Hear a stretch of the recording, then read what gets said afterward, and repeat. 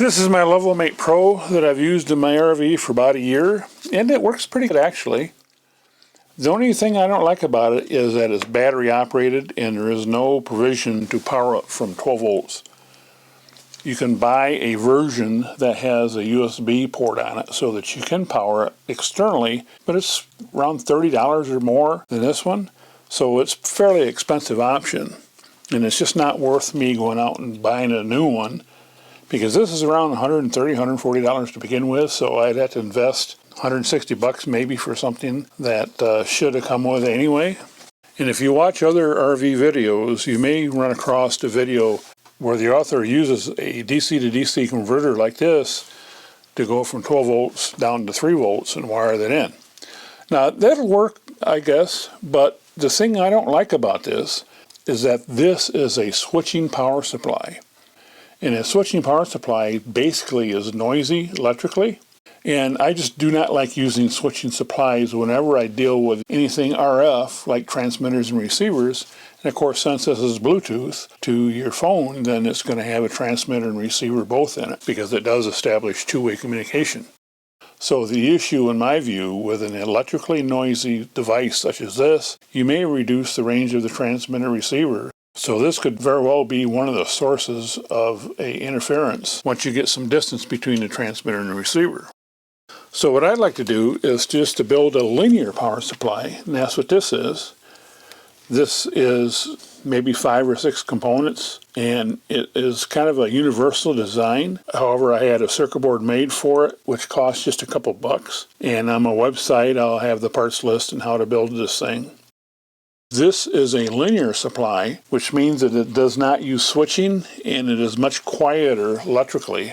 The other advantage of this is I do add transient voltage suppression to this, so this will help protect the device from any surges in the power line.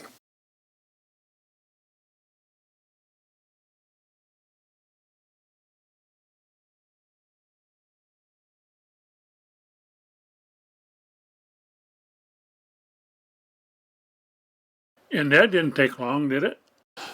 And we now need to wire the power supply into the LevelMate Pro. And of course, it should go without saying this is going to probably void the warranty, but that's the risks you take, I guess. Play stupid games, get stupid prizes. Am I right? You're right. I'm recording too, you know.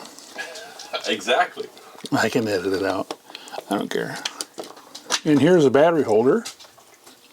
And you'll see marked on the board a plus on this side. We need to put the plus lead here and the minus lead there. And to do that, I need to cut a notch in here for the wire. I'm just going to notch it with a pair of nips. And then I finish it up with a file. I'll mount this power supply down on below it and wrap it around here.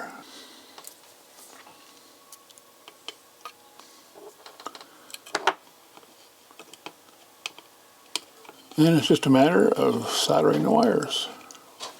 And you could take the battery holder out, I suppose, but actually this will allow you to still use a battery power if you want to at some point. And we're going to leave the on-off switch in here also. It takes care of the wiring. And make sure you see there's an arrow here. Make the arrows on the case go in the same direction. And by the way, this does put out 3.3 volts rather than 3 volts, but that's 3 volts is the nominal voltage anyway. So it can tolerate the extra amount. All right, turn the power on. Okay, found. So I'd say that this thing is working.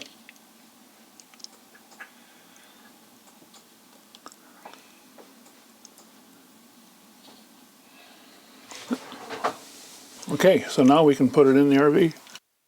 I've wired a switch in for the LevelMate Pro in the front compartment and ran the power down to the DC distribution panel that I installed a couple years ago. And when I turn the power switch on, I see the red light in the power supply indicating power, so now the LevelMate Pro should be ready to use. After establishing connectivity, the last step is to recalibrate the level point. Again, go to my website for instructions on how to build the power supply, bill of materials, part list, and all the other information you need to do this project.